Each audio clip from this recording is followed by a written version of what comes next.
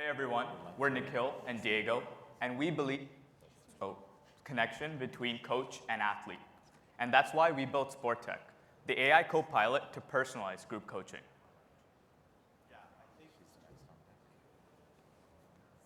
I don't think his mic is on. Here that we've been through this situation where we're sending videos back and forth with our coaches, trying to get that feedback. And it's a very complicated process because there's extended delays, and for the coaches, it's even worse. The coaches have to manage tens of athletes and do this process repeatedly, trying to send feedback back to their athletes. And this is one of the biggest problems that we see in group training today. There's too many athletes and there's too little feedback.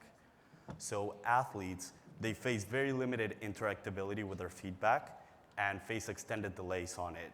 And for coaches, they're overwhelmed with videos that they receive through text message. And they're just unable to personalize in detail all of the feedback that they want to give back to their athletes. And that's why we built SPORTEK. So SPORTEK is a two-sided platform, so it works for both the athlete and the coach. For the athletes, they access our main platform, where they upload a short segment video of a particular workout or exercise onto the platform, and they can mention any limitations they have. Post-analysis on the platform, they receive three things. One is an embedded video that provides the per repetition short-form feedback and the tracked movement, all embedded within the original video that they uploaded. The second is a visualization panel that allows them to essentially visualize their movement per repetition, alongside a table that, again, highlights the feedback and a score associated with it. Just a simple way to quantify their performance per repetition. And the last and the biggest is access to our AI co-pilot.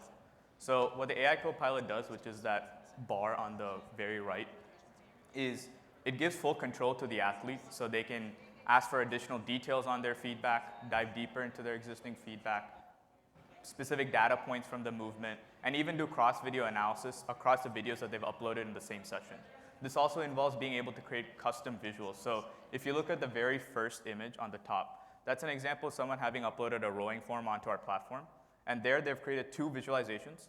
One is a score distribution visualization, and the other is a visualization of the max extension of their knee per repetition, and to potentially diagnose hyperextension of their knee.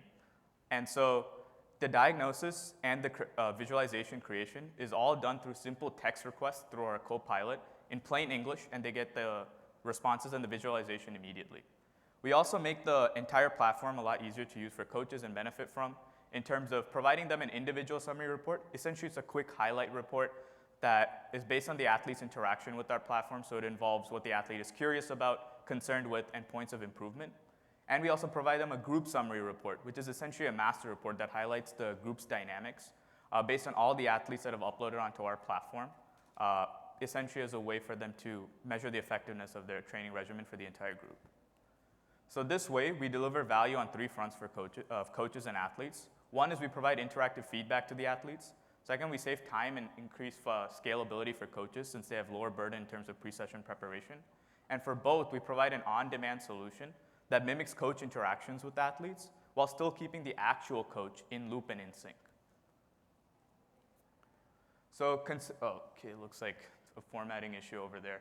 But considering the specific space that we're targeting, the competitors in the space are either only built for management or only built for tracking. But what makes SPORTEK really unique is this additional simplicity layer that we add in terms of our data, the data that we collect, making it easier for the athletes to understand the feedback while still having the option to dive deeper as needed based on our co-pilot.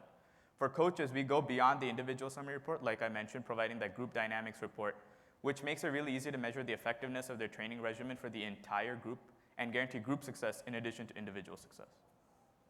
So in terms of our business model, we target these commercial group athletic facilities, and we have a B2B monthly subscription model where we charge $350 a month. And the gyms that we're targeting are these gyms where there's a high athlete to coach ratio. So think CrossFit, Orange Theory Fitness, and we're targeting also sports medicine departments and NCAA teams. So considering the market that Diego highlighted, there's about 500,000 athletic facilities in net that we can target. And at an initial price of $350 per month, this means there's a $2.1 billion market opportunity. And so currently, we have 10 interest and signups on our waitlist, We have 2 approved LOIs, or letters of intent, with gyms. And what we're super excited about is that we're currently engaged with a sports medicine department to potentially leverage our platform to streamline their existing workflow, and then also provide the platform to the athletic teams that they support, really as a way for the staff and the athletes to stay in sync in terms of injuries and training that can cause injuries. We're also talking about starting a pilot program with a franchise studio of a major brand out in the Bay Area. And so that directly leads to our overall vision. So in order to reach 100 million ARR well into the future, that involves us at least getting 23,000 athletic group facilities. But holistically, that's less than 5% of the total facilities that we can target. And so in this spirit, in the next 6 months, we plan to aggressively expand into the sports medicine space, partnering up with more players and hospitals and independent departments to service all the athletic teams that they support. Also hope to make headway into the NCAA space to essentially target the training facilities within these collegiate programs. And also we're hoping to partner with group gym management software providers as a way to integrate within their existing system so that we can reach the most number of gyms in one shot. From a functionality standpoint, we're soon going to introduce voice agents, making it much easier in terms of conversations and making the whole interaction more natural for athletes. Obviously, the text option will always be available. And we're also going to introduce additional customization and visualization features for both coaches and the athletes. And so Diego and I actually met while we were at Cornell. I previously worked as a software engineer at both Amazon and Intel, while Diego was previously at Morgan Stanley. We've obviously made it this far due to the great support we've had from our advisors, including Wayne, Scott, and Haley. We're all at the top of their field when it comes to venture capital and sports. We also were involved in programs such as Founder U and NSFI Corp's research program. It also helped us a lot during this entire journey. And so yeah, we're SPORTEK. Feel free to check us out at sportek.ai. Thank you for listening and open to any questions.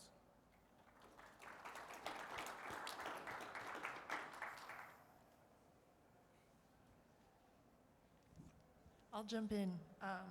Incredible, and I'm kind of obsessive about the quantitative self movement, so this Sure. speaks to me. Can you talk a little bit more about, I'm not clear on the value prop Yeah. to this initial ICP of the gym management or the group coach, Sure. and how the product sounds amazing, highly technical, but how that actually translates then to a sports medicine Yeah. department to the NCAA, which I Yes. assume have very different needs around the data they want to evaluate. Right. So starting off with the gym specifically, if you look at the current gym workflow, they have like 2 workflows. There's the live feedback that the coach provides during like an actual session. And then there's the kind of post-session feedback where people take videos of themselves doing a workout so that they can send it to the coach if they miss anything. But right now, you have like 30, 40 athletes all sending it to the coach after a session, and they got to sit in front of their computer and go through each video one by one. And honestly, when we talked to coaches, we kind of understood, and they even mentioned it's like, the video comes to me, but really I don't see anything different because it's just a video and it's just on a phone screen. And so what we're doing is kind of automating that entire feedback review process in that layer for the gym, where we handle that entire process. So saving them time on the coach's side and the gym management side. When it comes to the sports medicine departments, again, we're kind of early in the conversations with them. They reached out to us. What they were really interested in is really a pathway into the PT space through the sports medicine department. So the sports medicine departments kind of service the athletic teams in their community, such as high school, middle school, and some colleges. And so some of that involves training and some of the movements they do in their athletic facility, and some of the diagnosis in terms of what caused an injury, was there an hyperextension, were they bending down too much, that kind of data analysis. They want to give the athlete the forefront of that for them giving them the power to kind of analyze that first, while still staying connected on like, okay, that deadlift might have caused that particular back injury, or like that squat may have caused that. So it still keeps the medical staff in sync on that. For the NCAA program, again, it's more of a way to kind of manage feedback review at scale. So a very similar thing as a gym, but at a larger scale when it comes to the training facility specifically, and the athletic trainers. Yeah, no, we actually started the way, like how we started doing our research, we actually started talking with the rowing coaches at Cornell. And that was sort of how we started developing the idea, and then we ended up with these gym group classes. So I don't know this space very well, but on the competitive analysis slide, it looks like there's some platforms that are already maybe in the market space. Yep. How do you manage that competitive landscape when they may just grow their feature base to compete with what you're offering? Yeah. So the current competitors in that space, one big thing that they're lacking is the AI co-pilot. And so what we have additionally is the flexibility to kind of, right now what we're working on is that ability to kind of just integrate our co-pilot only, the AI aspect, the reasoning engine and kind of reasoning through the data into basically any platform that is a data collector. So if you look at something like Perch, they're really only for tracking. So they kind of only track the movement using like 3D visualizations and stuff. And then they just report it to the coach, but they're very basic numbers like the person's doing X amount of reps or moving at this speed, simply because they can't track individual joints or movements. We can do that. But in a situation where, let's say Perch does develop that in the future, we have the ability to then just take our AI aspect and immediately merge with Perch. So if they're already using Perch, they can just use the AI aspect and the reasoning engine to kind of handle the analysis of that data and interpret it on the athlete side.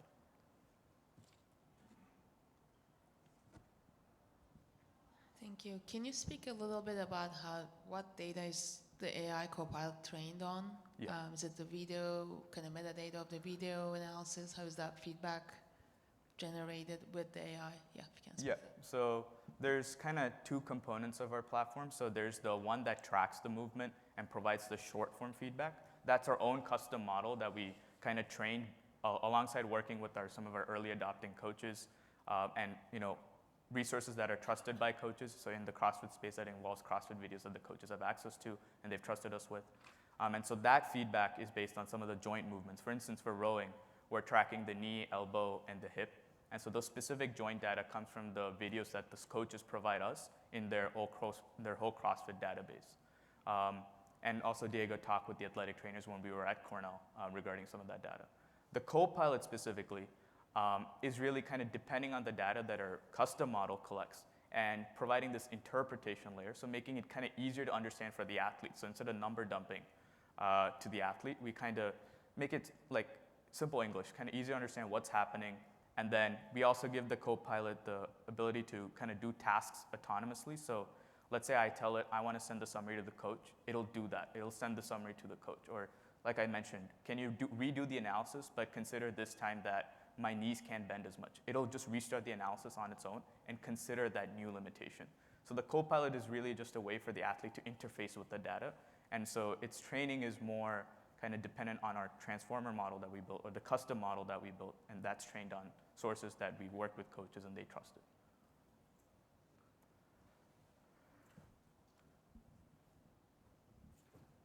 Follow-up question for you on the AI, if that's one of your core areas Sure. of differentiation. How much does movement analysis, joint analysis, muscle impact, how much does that differ sport to sport? How long does it take to train for one specific sport? Yeah, so I think one of the great things actually that's worked out for us early on, especially with our conversations with coaches, is like before starting out with sports, we start out with the training movements, so training facilities that involves weight training, high dynamic training. And so those movements are really standardized. There's really certain set of ways to do those movements, and it's very core exercises in any training facility. And so we're not doing necessarily motion sports or super complicated sports. It's very simple repetitive movements that can be hit every single time. And so the training time it takes is actually quite low because the data is so standardized. But with the additional layer that we have that kind of provides that moat is our additional kind of interpretation of the data and creating that feedback. That's on our own side, but the data collection and the training itself is really low due to the standardization of those movements. Yeah, we're looking for these movements that are very repetitive and they're very standardized. And it's in every major sport that they kind of have to train this way to build strength to actually play the sport anymore. Because if you try and track how someone shoots a basketball, there's style components. There's a lot of style components where training, there's a lot more standardization.